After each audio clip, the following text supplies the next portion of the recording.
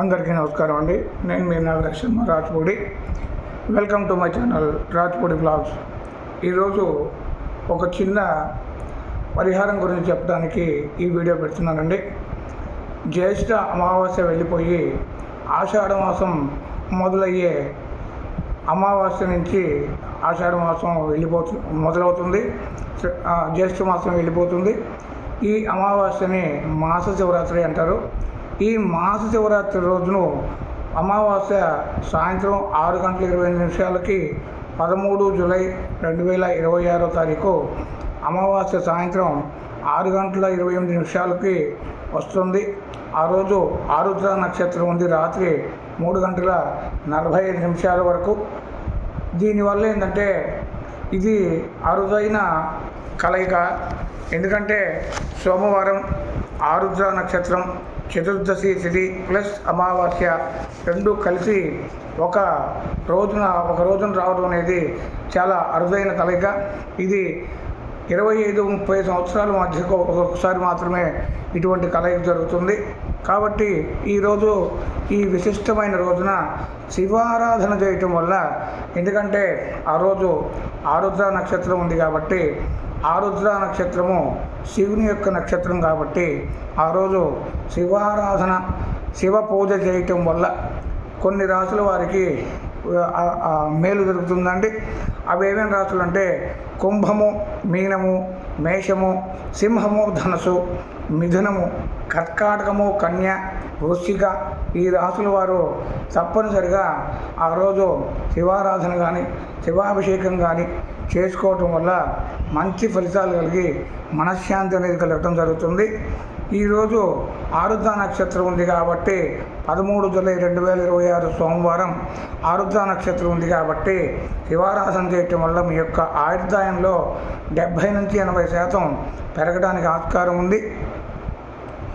అంతేకాదు ప్రతి సంవత్సరం మీరు శివరాత్రి రోజున శివారాధన చేస్తే ఎంత ఫలితం వస్తుందో ఈ ఒక్క రోజు నాడు పూజ చేసిన, అభిషేకం చేసిన, శివయ్యకి పూజ చేసిన, అభిషేకం చేసిన, ఆరాధన చేసిన అంతకు రెట్టింపు ఫలితం అనేది మీకు దక్కడం జరుగుతుందండి. అయితే ఈ పూజ ఏ విధంగా చేయాలి, ఏ రాసుల వారు ఏమేం చేయాలి, ఈరోజు మొత్తం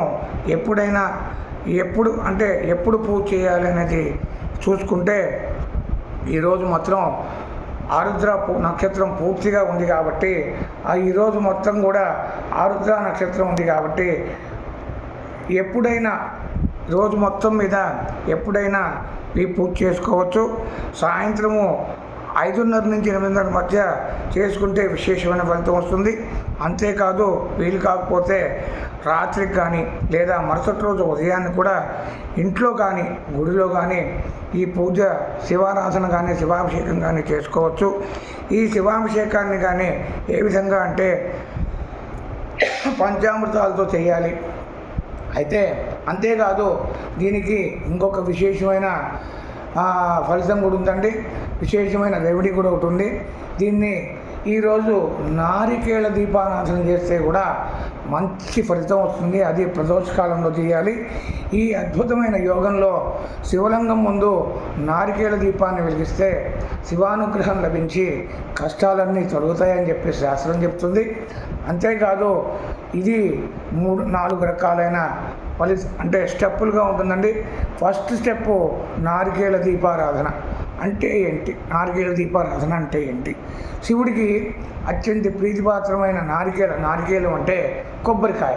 ఈ కొబ్బరికాయని ప్రదోష కాలంలో అంటే కొబ్బరికాయ కొట్టి ఆ కొబ్బరి చిప్పలో నెయ్యి పోసి ఒత్తి వేసి దీపారాధన చేస్తే దాన్ని నారికేళ దీపారాధన అంటారు. ఆ దీపారాధన కొబ్బరికాయ పైభాగాన్ని తీసి అందులో ఆవు నెయ్యి లేదా కొబ్బరి నూనె ఒత్తి వేసి శివలింగం ముందు వెలిగించాలి. ఈ విధంగా నారికేళ దీపారాధనతో ఆ రోజు యొక్క పూజ మొదలుపెట్టాలి. ఈ పూజని ఎలా చేయాలి? ఇంట్లో చేసుకుంటే ఇంట్లో పవిత్రమైన ప్రదేశంలో శివలింగము లేదా శివుని ఫోటో ముందు పూజ చేయండి.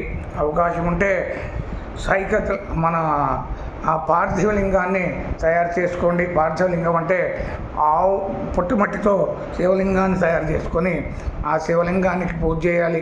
ఒకవేళ అది వీలు కాకపోతే ఏదైనా ఇంట్లో శివలింగం చిన్న సైజు ఏదైనా ఉంటే దానికైనా పూజ చేయాలి. అది కూడా ఇంట్లో లేకపోతే శివుని పటం ఏదైతే ఉందో ఆ పటానికి కూడా పూజ చేసుకోవచ్చు. కొబ్బరికాయను పగలగొట్టి 3 కళ్ళు ఉన్న చిప్పను తీసుకొని రాగి లేదా ఇత్తడి పళ్ళెంలో బియ్యం పోసి దాని మీద తవలపాకు పెట్టి దానిపై కొబ్బరి చిప్పను ఉంచి పసుపు రాసి నెయ్యి నువ్వుల నూనెతో పోసి ఒత్తి వేసి వెలిగించండి. బిల్వపత్రాలు పుష్పాలు సమర్పించాలి. అంతేకాదు ఈ విధంగా అంటే పంచామృతాలతో ఈ విధంగా నారికేళ దీపారాధన వెలిగించడం అయిపోయిన తర్వాత శివాభిషేకం చేసుకోవాలి. శివాభిషేకం అంటే శివుడికి ప్రీతిపాత్రమైనవి పంచామృతాలు కాబట్టి ఆ పంచామృతాలు అనగా ఆవు పాలు, ఆవు పెరుగు, ఆవు నెయ్యి, తేనె, పంచదార వీటితో అభిషేకం చేయండి. అంతేకాదు ఎరుపు తెలుపు అంటే రంగుల వర్ణాలు పుష్పాలు ఏమైనా ఉంటే తప్పకుండా వాటితో కూడా పూజ చేయండి, స్వామివారికి సమర్పించండి. ధూపదీప నైవేద్యాలన్నీ కూడా పెట్టండి. బిల్వదళాలతో శంకు వీళ్ళు మీకు దొరికితే శంకుపూలతో కూడా పూజ చేయండి. అంతేకాదు ఏ రాసుల వారు ఈ పరిహారం చేస్తే ఏ రాసుల వారు చేయాలంటే కుంభము, మీనము, మేషము, సింహము, ధనసు, అంతేకాదు కన్య, కర్కాటకము, వృశ్చికం, మిథునం ఈ 9 రాసుల వారు శివారాధన చేయటం వల్ల శని దోషాలన్నీ కూడా తొలగిపోయి మంచి ఫలితాలు కలిగి మనశ్శాంతి అనేది కలుగుతుంది. అంతేకాదు ఈ నారికేళ దీపారాధన చేయటం వల్ల కలిగే ఫలితాలు ఏంటంటే శివానుగ్రహం లభిస్తుంది. రాహు శని సంబంధ దోషాలన్నీ తొలగిపోతాయి. ధన సంపద వృద్ధి చెందుతుంది. ఐశ్వర్యం కలుగుతుంది. అంతేకాదు కుటుంబంలో శాంతి ఆనందము పెరుగుతుంది. ఆరోగ్యం కూడా మెరుగుపడి మానసిక ప్రశాంతత అనేది లభిస్తుంది. ప్రతికూల శక్తులు ఇంట్లో ఏమన్నా ఉంటే అవన్నీ కూడా తొలగిపోయి సానుకూల పెరుగుతుంది. ఈ అరుదైన కలయికలో నారికేళ దీపారాధన సహిత శివ అనుగ్రహ ఆరాధన అభిషేకం చేయటం వల్ల శక్తివంతమైన శివ పరిహారంగా చెప్పబడుతుంది. అంతేకాదు ఇది 25-30 సంవత్సరాలకు ఒకసారి వచ్చే అరుదైన కలయిక. అంటే 13 జూలై 2026 సోమవారము, చతుర్దశి, ఆరుద్ర నక్షత్రము. ఇవి విశేషమైన కలకి, అరుదైన విశేషమైన కలకి కాబట్టి ఇది కేవలం 25 నుంచి 35 సంవత్సరాల మధ్య ఒకసారి వస్తుంది. కాబట్టి ఈ రాసుల వారు పైన చెప్పిన రాసుల వారు వారి పరిహారాలు ఈ విధంగా శివ అభిషేకం చేయటం వల్ల, శివ ఆరాధన చేయటం వల్ల, ఈ ప్రదోషకాలంలో చేయటం వల్ల, నారికేళ దీపం వెలిగించడం వల్ల వారి యొక్క దోషాలన్నీ తొలగి మానసిక ప్రశాంతత కలిగి అష్టైశ్వర్యాలు కలగటానికి ఆస్కారం ఉంటుంది. కాబట్టి భక్తులందరూ కూడా ఆ రోజు తప్పకుండా వీలైతే ఉపవాసం ఉండి సాయంత్రం పూట ఈ అభిషేకాన్ని శివారాధన చేసుకోవాల్సిందిగా కోరుకుంటున్నామండి. ఈ వీడియో కనుక మీకు నచ్చినట్లయితే లైక్ చేయండి, షేర్ చేయండి, సబ్స్క్రైబ్ చేయండి. అలాగే మీ అమ్మానాన్నల్ని తప్పకుండా ఆదరించండి, పూజించండి. మాతాపితృలు మీకు కనిపించే ప్రత్యక్ష దైవాలు కాబట్టి ముందుగా ఏ పూజ చేసినా, ఏ వ్రతం చేసినా, ఏ పనికి వెళ్తున్నా, ఏ పని చేస్తున్నా, ఏ పని చేయబోతున్నా ముందుగా వారి యొక్క ఆశీర్వాదాలు తీసుకొని పని మొదలుపెట్టండి. తప్పకుండా మీకు విజయం కలుగుతుంది. అందే పితృదేవతల అనుగ్రహం ఉంటే మీ ఇంట్లో అష్టైశ్వర్యాలు కలుగున్నట్టే. కాబట్టి అమ్మా నాన్నని జాగ్రత్తగా ఆదరించండి, అభిమానించండి. వారికి పట్టెడు అన్నం పెట్టి వాళ్ళు బతుకున్నంత వరకు వారికి ఏ విధమైన కష్టాలు కలగకుండా వాళ్ళని ఆదరించి ఆదుకోండి. ఈ వీడియో కనుక మీకు నచ్చినట్లయితే లైక్ చేయండి, షేర్ చేయండి, సబ్స్క్రైబ్ చేయండి. ఏమైనా ఇంకా బెటర్గా ఏమైనా చేయాలని మీకు ఏమైనా అనిపిస్తే ఈ కామెంట్ రూపంలో కింద కామెంట్ బాక్స్లో తెలియజేయండి.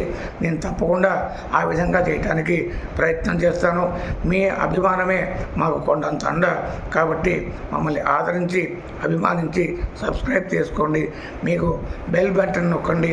ఎందుకంటే సబ్స్క్రైబ్ చేసుకుంటే వీడియో పెట్టగానే మీకు నోటిఫికేషన్ వస్తుంది కాబట్టి తప్పకుండా సబ్స్క్రైబ్ చేసుకుని బెల్ బటన్ నొక్కండి. ధన్యవాదాలు. జై శ్రీరామ్.